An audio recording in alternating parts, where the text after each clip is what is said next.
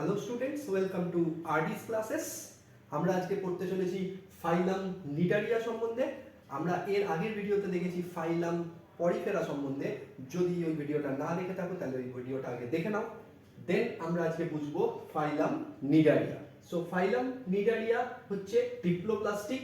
What is ডিপ্লোপ্লাস্টিক? ডিপ্লোপ্লাস্টিক মানে এদের বডিতে দুটো লেয়ার থাকে। সো এদের বডিতে দুখানা লেয়ার থাকে।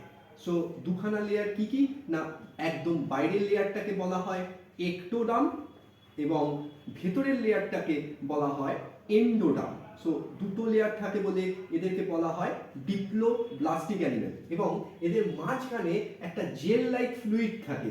এই ফ্লুইডটাকে আমরা এখন থেকে বলবো মেসোগ্লিয়া। সো এই হচ্ছে সেই mesoglea in between ectoderm and endoderm. তার মানে এরা ডিপ্লোপ্লাস্টিক এবং এদের বডিতে একটা বাইরের দিকে একটোডার্ম, ভেতরের দিকে এন্ডোডার্ম এবং মাঝখানে একটা জেল লাইক সাবস্টেন্স থাকে যেটাকে বলা হয় মেসোগ্লিয়া। নেক্সট এন্ডোডার্ম, যে ভেতরের লেয়ারটা, এন্ডোডার্ম কন্টেন নিডোব্লাস্ট।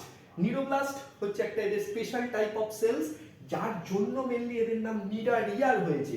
এর মধ্যে একখানা কোষ থাকে যেটার নাম নিমাটোসিস্ট।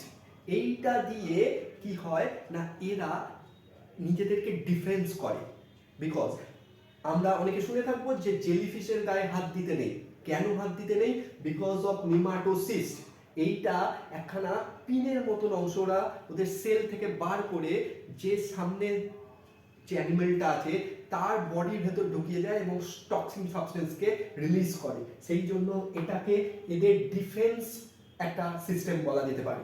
Next, body is provided with single body cavity, যেটাকে বলা হয় গ্যাস্ট্রোভাস্কুলার ক্যাভিটি। সো এদের বডির ভেতর একখানা ক্যাভিটিস থাকে, যে ক্যাভিটিটাকে বলা হয় গ্যাস্ট্রোভাস্কুলার ক্যাভিটি। বিকজ এটা গ্যাস্ট্রো মিন্স এদের ডাইজেস্টিভ সিস্টেমের সঙ্গে রিলেটেড, বাট এদের ট্রু ডাইজেস্টিভ সিস্টেম কখনোই তৈরি হয়নি, কারণ বিকজ এরা ভেরি সিম্পল অ্যানিমাল। সো সেই রেসপেক্টে এদের যে ক্যাভিটিটা থাকে যেটা ওদের ডাইজেশনে সাহায্য করছে কিছুটা, সেটাকে বলা হয় গ্যাস্ট্রোভাস্কুলার ক্যাভিটি, বা এর আরেকটা নাম আছে সিলেন্টেরন বলা হয়। এক্সাম্পল জিজ্ঞেস করলে আমরা বলবো হাইড্রা, খুব ইম্পর্টেন্ট এক্সাম্পল হাইড্রা। এবং আরেকটা ইম্পর্টেন্ট এক্সাম্পল যেটাকে আমরা নিডারিয়ার মধ্যে সবথেকে বেশি চিনি, জেলিফিশ, সেটার সাইন্টিফিক নেমটা হচ্ছে অরেলিয়া এসপি। সো কোয়েশ্চেন আসতে পারে জেলিফিশের সাইন্টিফিক নেম কি? So Aurelia SP. তাহলে এটা হচ্ছে ফাইলাম নিডারিয়া ক্লাসিফিকেশন।